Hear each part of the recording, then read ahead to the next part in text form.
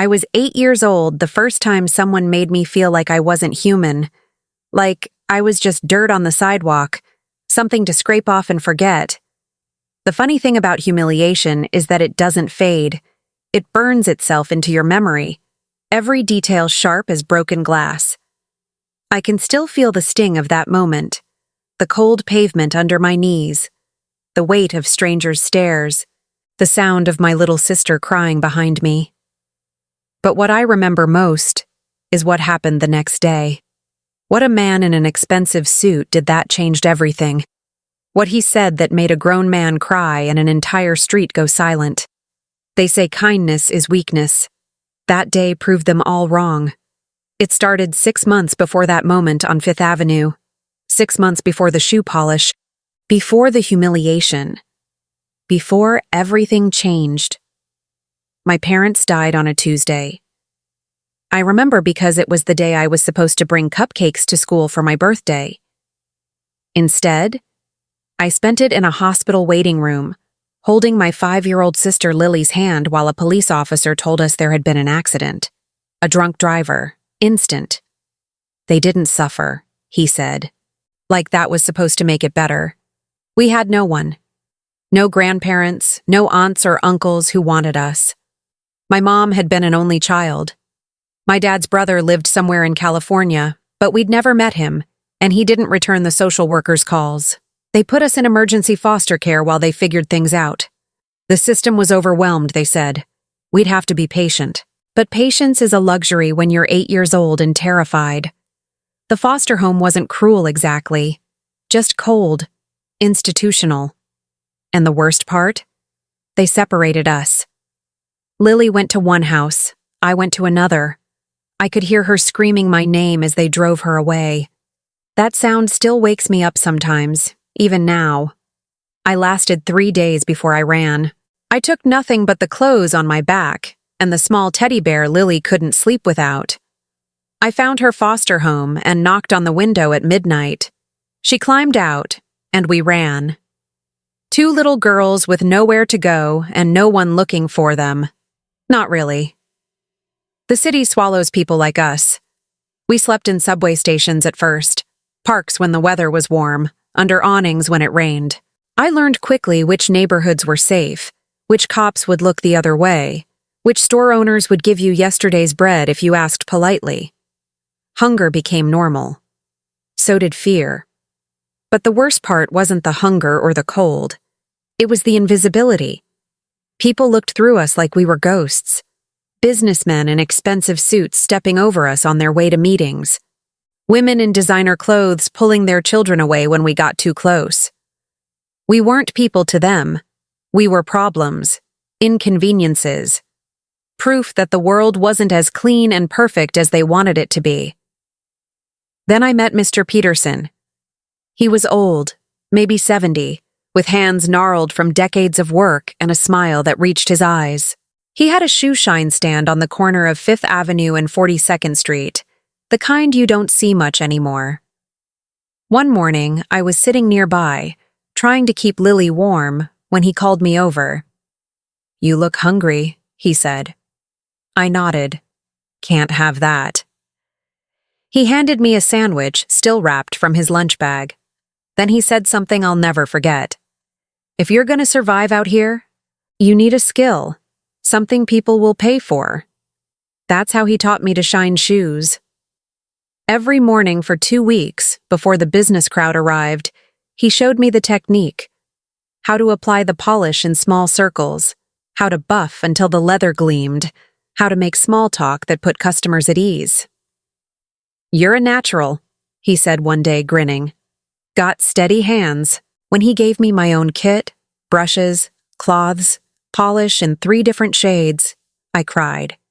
He just patted my shoulder and said, "You take care of that little sister, you hear?" 3 weeks later, Mr. Peterson didn't show up. I waited all morning, then asked the hot dog vendor who worked nearby. The vendor looked sad. "Passed in his sleep," he said. Peaceful. I didn't go to the funeral. I didn't even know there was one, but I set up my kit on his corner the next day. It felt like honoring him somehow, The work was hard. My hands ached. My knees hurt from kneeling. And most people ignored me completely. But some paid. $2 per shine. On a good day, I made $20. Enough for bread, peanut butter, sometimes apples. Enough to keep us alive. Lily would sit on the sidewalk nearby, drawing pictures with chalk I'd bought her. She drew houses with big windows and families holding hands. She drew what we used to have, what we'd lost.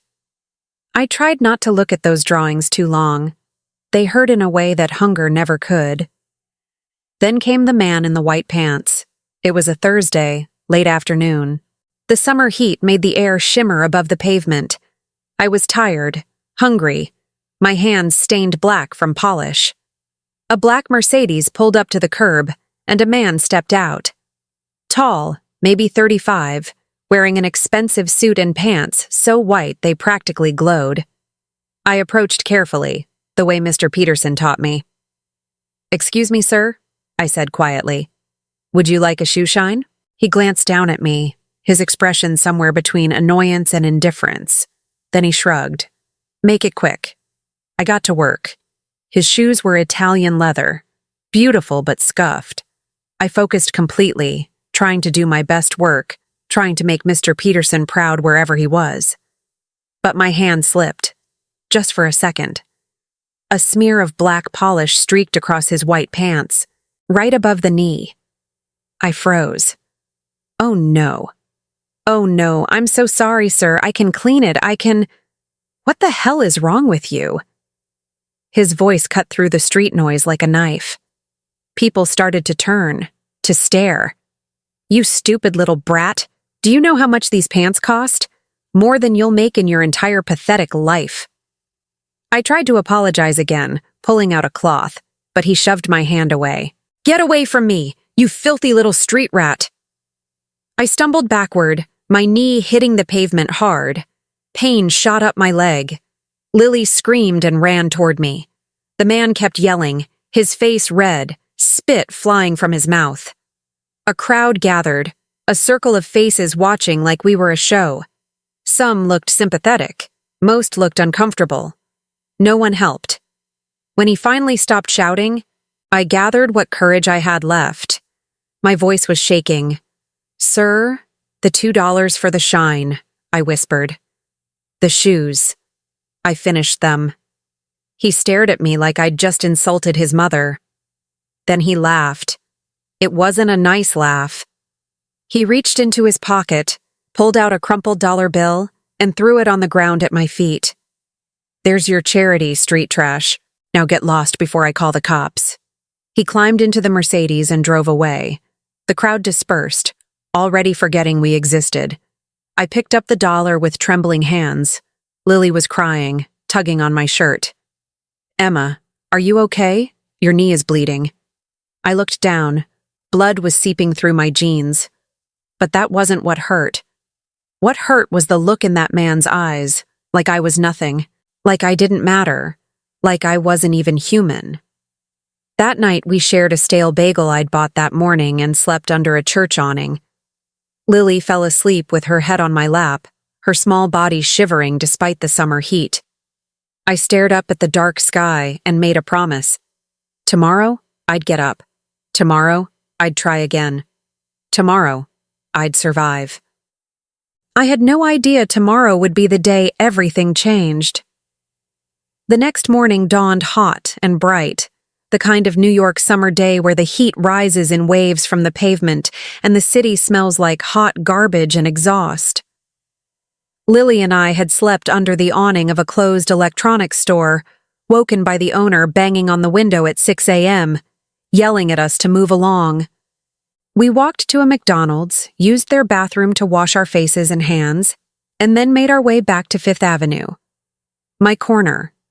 Mr. Peterson's corner. My knee still hurt from yesterday's fall, a purple bruise blooming beneath the torn denim. But I couldn't afford to take a day off. Every day I didn't work was a day we didn't eat.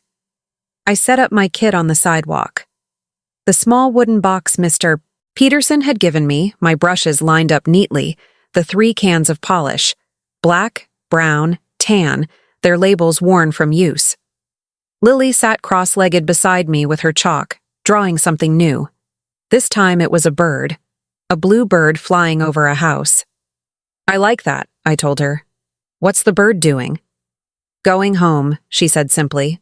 I swallowed the lump in my throat and turned to watch the morning rush. Men in suits, women in heels, everyone moving fast, phones pressed to their ears, coffee cups in hand. Invisible people living invisible lives. I wonder if they even saw us. Then a car pulled up. Not the Mercedes from yesterday, thank God, but a sleek black limousine, the kind with tinted windows and chrome that caught the sunlight like a mirror. The back door opened, and a man stepped out. He was older, maybe 60, with silver hair combed back neatly and a charcoal suit that looked like it cost more than most people made in a month. But it was his face that struck me. Kind. Tired. But kind. The lines around his eyes suggested someone who smiled often, someone who'd lived. He looked directly at me, not through me, at me, and said in a gentle voice, "Young lady, would you shine my shoes?" I hesitated. After yesterday, the idea of touching another expensive pair of shoes made my stomach clench. But Lily was hungry. I was hungry. So I nodded. "Yes, sir. Of course." He sat on the nearby bench, the kind the city puts up for bus stops, and extended his foot. I knelt carefully, my bruised knee protesting, and got to work. His shoes were beautiful. Real leather, well-maintained, but with the kind of wear that meant he actually walked in them. Not just for show. I worked slowly, carefully, determined not to make another mistake.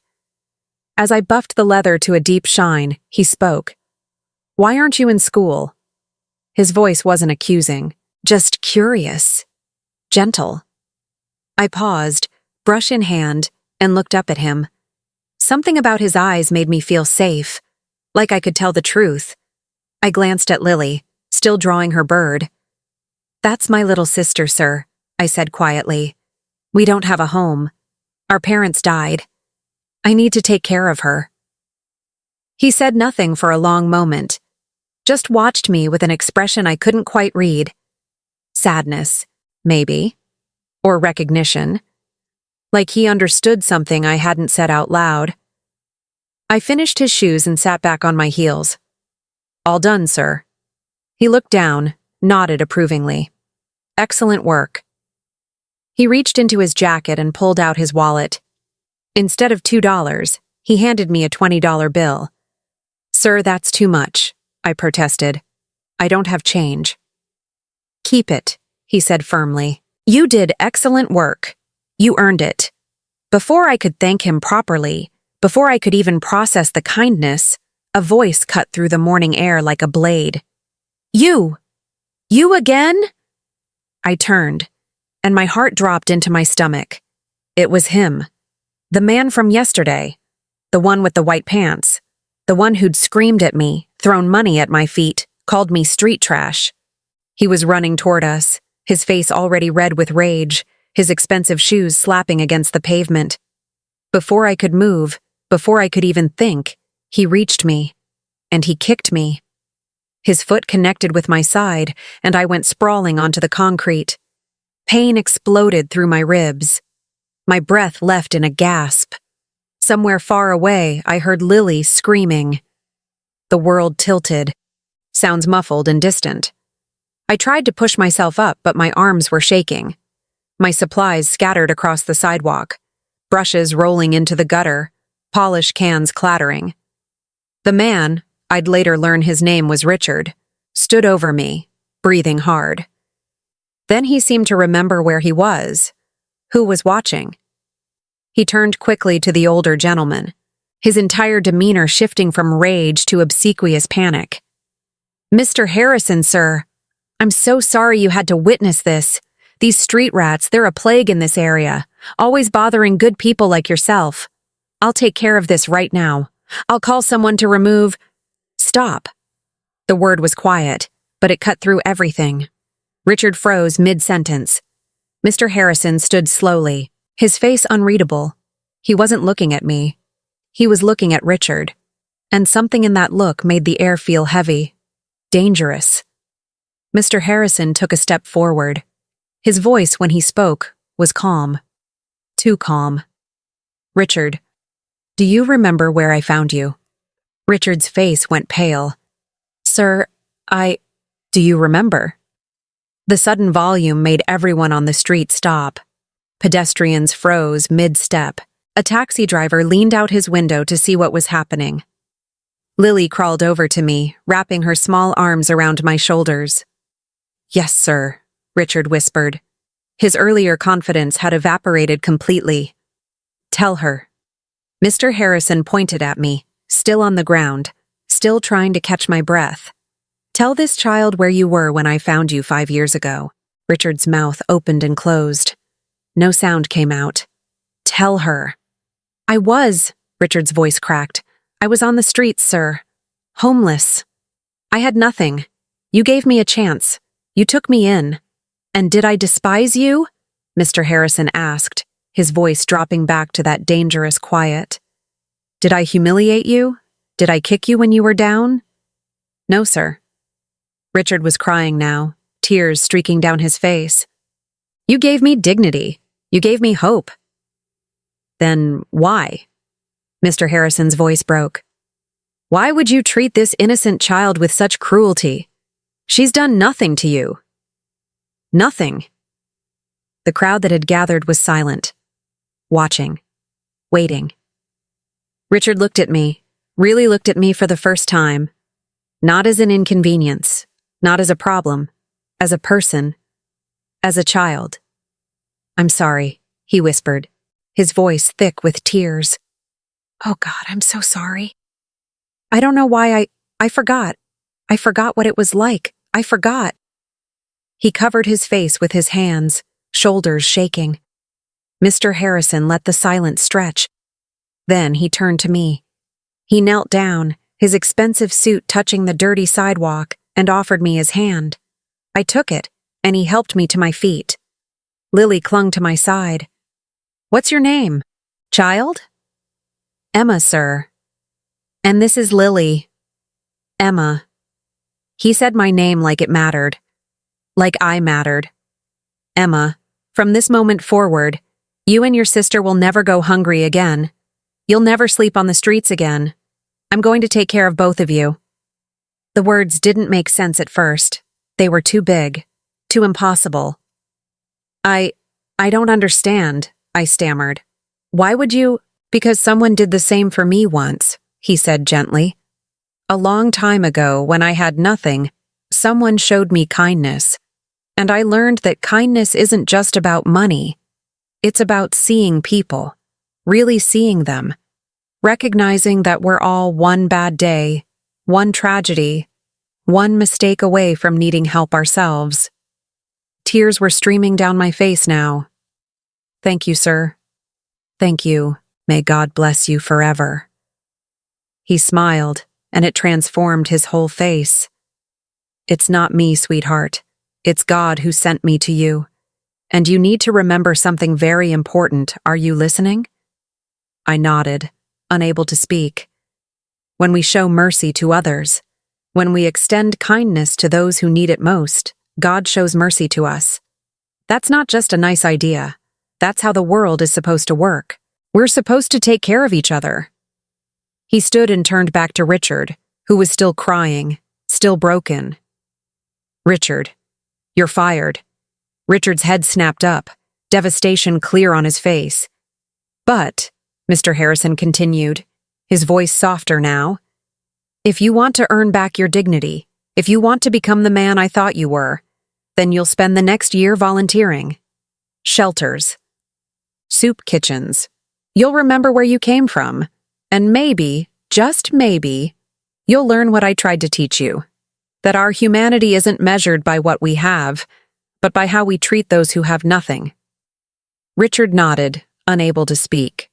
Mr. Harrison looked around at the crowd still watching.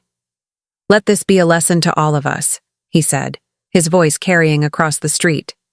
"We judge. We look away. We convince ourselves that poverty is someone else's problem.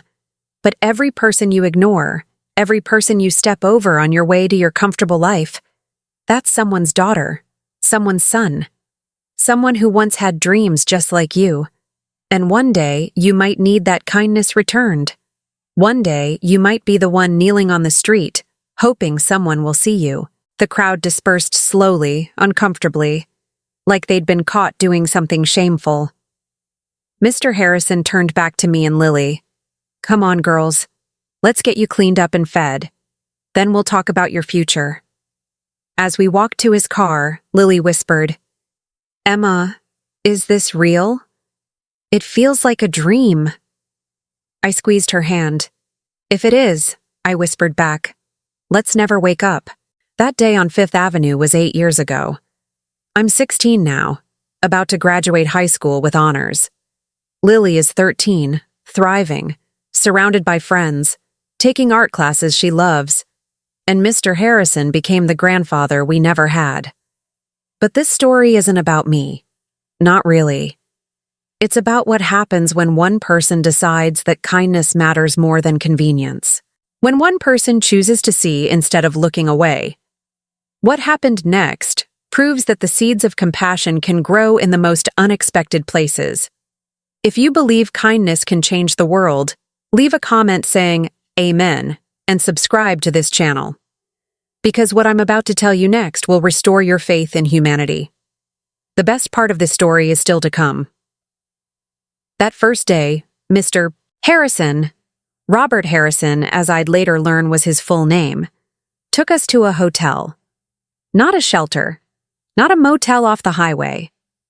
A real hotel in Midtown with a doorman who tipped his hat at us, and a lobby with marble floors so shiny I could see my reflection. Lily and I stood in the middle of that lobby, filthy and overwhelmed, while Mr. Harrison spoke quietly to the concierge. Other guests stared as they walked by, their expressions ranging from curiosity to disgust. I wanted to disappear, but Mr. Harrison turned and smiled at us, that warm smile that made you feel safe, and said, "Come on, girls, your room is ready." Our room had 2 beds with white sheets, a bathroom with hot water, and tiny bottles of shampoo that smelled like lavender. Lily cried when she saw it, not sad crying, overwhelmed crying. "Is this really for us?" she kept asking. "Really?" I helped her into the bath first, washed her hair gently while she played with the bubbles. She hadn't had a proper bath in 6 months, and watching the dirt and grime wash away felt symbolic somehow. Like we were washing away the streets, the fear, the invisibility. When it was my turn, I sat in that tub until the water went cold, staring at the ceiling, trying to process what was happening. People didn't do this. Strangers didn't save you. That's what movies did. Fairy tales, not real life. But here I was, clean for the first time in months, wearing a plush hotel robe that was 3 sizes too big. Mr. Harrison had clothes delivered to our room that evening, jeans that fit, t-shirts, underwear, socks, even shoes. Nothing fancy, but clean. New. Ours. He took us to dinner at a diner around the corner. Nothing fancy, just burgers and fries and chocolate milkshakes so thick you had to work for every sip. Lily devoured hers in minutes, then looked longingly at mine. I slid it across the table to her. "Take it," I whispered. She grinned, that gap-toothed smile I hadn't seen in so long. Mr. Harrison watched us eat with an expression I couldn't quite read. Content, maybe, or satisfied, like he'd accomplished something important. When Lily excused herself to use the bathroom, he leaned forward. "Emma, I want you to understand something. This isn't charity. I'm not doing this because I pity you." I nodded, not entirely sure what he meant. "I'm doing this because I see myself in you," he continued. "I grew up poor, poorer than you'd believe looking at me now. My father left when I was 7. My mother worked 3 jobs and still couldn't keep the lights on half the time. I know what it's like to be hungry, to be cold, to feel like you don't matter. but someone helped me. A teacher, Mrs. Chen. She paid for my first pair of decent shoes, got me into a summer program for underprivileged kids, wrote recommendation letters that got me into college on a full scholarship. She saw something in me when no one else did. And she changed my life. He paused, took a sip of his coffee. I can't repay Mrs. Chen. She passed away years ago. But I can pay it forward. I can be for you what she was for me. So here's what's going to happen. I'm going to find you and Lily a safe place to live. I'm going to make sure you go to school. I'm going to give you the tools you need to build a future. But the rest? That's up to you. I can open doors, but you have to walk through them. Tears stung my eyes. Why me? I asked. Out of everyone on that street? Why us? He smiled. Because you were polishing shoes with the same care and pride as if you were building a cathedral. Because you were protecting your sister with everything you had. Because when Richard kicked you, your first instinct wasn't anger, it was to make sure Lily was okay. That tells me who you are, and who you are is worth investing in. 1 week later, Mr. Harrison kept his promise. Lily and I moved into a small house in Queens. 3 bedrooms, a backyard with overgrown grass and a rusty swing set, and a kitchen with a refrigerator that hummed. It wasn't fancy. The paint was peeling in places, and the bathroom tiles were cracked. But it was ours. Our home. The first night I couldn't sleep.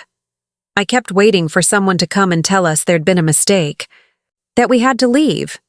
But morning came and we were still there. Mr. Harrison enrolled us in the local school. I was terrified that first day. I hadn't been to school in 6 months. What if I'd forgotten everything? What if I couldn't keep up? But the principal, Mrs. Davis, was kind. She tested my reading and math levels and seemed surprised. You're actually ahead in some areas, she said. You must love learning. I do, I admitted. My mom used to read to me every night. I blinked back tears. Used to. Past tense. Mrs. Davis touched my shoulder gently. She'd be very proud of you. The first few weeks were hard. The other kids stared. They whispered. I heard the rumors. The new girl used to be homeless. She lived on the streets. Her parents are dead. One boy, Tyler, asked loudly at lunch if I had lice. The whole cafeteria went silent. I felt my face burn. But before I could respond, a girl named Jessica stood up. Shut up, Tyler. You're an idiot. She sat down next to me and offered half her sandwich. I'm Jessica. You're Emma, right? I nodded, stunned. Why did you do that? Because Tyler's a jerk, she said simply. And you looked like you could use a friend. That's how I met my first real friend since everything fell apart. Jessica didn't care where I came from. She cared about who I was, someone who liked reading, who was good at math, who made her laugh with terrible jokes. Slowly, things got better. My grades were strong, especially in math and science. Teachers started noticing me for good reasons. I joined the mathletes team. I made more friends. I started to feel like maybe, just maybe, I could have a normal life again. But not everyone was kind. There was a girl named Brittany who seemed to hate me on principle. She'd make comments about my clothes. They were from Target, not designer stores.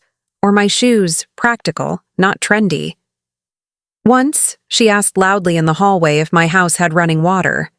You know, since you're used to living in the streets. I ignored her. Mr. Harrison had told me once, people who are cruel to others are usually suffering themselves. They're projecting their pain outward because they don't know how to deal with it inward. Hurt people hurt people. So I pitied Brittany more than I hated her. At home, Lily was blossoming. She'd started therapy, Mr. Harrison's suggestion, to help her process everything we'd been through. She was drawing again, not just sad pictures of what we'd lost, but bright, colorful images of what we had now. Our house, our garden, Jessica and me laughing, Mr. Harrison visiting. Every Sunday he'd come for dinner. At first I tried to cook elaborate meals to show my gratitude, but he'd laugh and say, Emma, I didn't save you so you could stress about impressing me. Order pizza. Let's just talk. So we did. We'd sit in the living room, eating pepperoni pizza straight from the box, and he'd tell us stories about his life. How he built his company from nothing, the mistakes he made, the people who helped him along the way. And he'd ask about our week, how school was going, what we were learning, what we dreamed about. He treated us like family, not charity cases. Family. One night, about 6 months after he'd found us, he brought a photo album. I want to show you something, he said. He opened it to a black and white photo of a young boy, maybe 12, standing in front of a rundown apartment building. That's me, he said. South Bronx, 1970. We lived in a one-bedroom apartment with holes in the walls, rats in the kitchen, no heat in winter. I wore the same pants to school every day for 2 years because they were the only ones that fit. Lily stared at the photo. That's really you? Really me? He turned the page. More photos. A teenage Mr. Harrison in a graduation gown looking proud and terrified. A young adult Mr. Harrison shaking hands with someone in a suit. Mr. Harrison cutting a ribbon at a storefront. My first business, he explained. A small electronics repair shop. I worked 16-hour days, 7 days a week, barely made rent. But I kept going because Mrs. Chen told me something I'll never forget. Your circumstances don't define you. Your choices do. He looked at me. You're going to face challenges, Emma. People will judge you for where you've been. They'll assume you can't succeed because of what you've been through. Prove them wrong. Show them that survival isn't just about enduring, it's about thriving. I promised him I would, and I meant it. But I had no idea how soon I'd be tested. 2 years passed. I was 14 now, top of my class, captain of the mathletes team, and had just been accepted into a competitive summer program for girls in STEM. Lily was 11, happy, surrounded by friends, taking art classes at the community center. Life was good, normal. Then one afternoon, walking home from school, I saw someone I never expected to see again. Richard. The man who'd kicked me on Fifth Avenue. The man who'd called me street trash. He was standing on the corner near a convenience store, holding a cardboard sign, "Need work, please help, anything appreciated." He looked terrible. His clothes were dirty, his face unshaven, his eyes hollow. He'd aged 10 years in 2. For a moment I considered walking past, ignoring him the way hundreds of people had ignored me. But then I remembered Mr. Harrison's words. When we show mercy to others, God shows mercy to us. I walked over. He didn't recognize me at first. I was taller now, healthier, my hair clean and pulled back in a ponytail. I didn't look like the terrified little girl he'd kicked to the ground. "Do you remember me?" I asked gently. He squinted, confused. Then his eyes widened. "Oh my God. You're the girl. Emma. You kicked me." His face crumpled. He covered it with his hands. I know, I'm so sorry. I lost everything. My job, my apartment, my wife. She left me. I deserved it. I deserved all of this. I'm a terrible person. You're not terrible, I interrupted. You made terrible choices. There's a difference. He looked up, tears streaming down his face. Why are you being nice to me? I hurt you. I humiliated you. Because someone taught me that hurt people, I said simply. And that everyone deserves a chance to change. I opened my backpack and pulled out the $20 I'd been saving for a new book. Here. He stared at the money like it was a foreign object. I can't take this. You can, and you will. But money isn't going to fix what's broken inside you. You need help. Real help.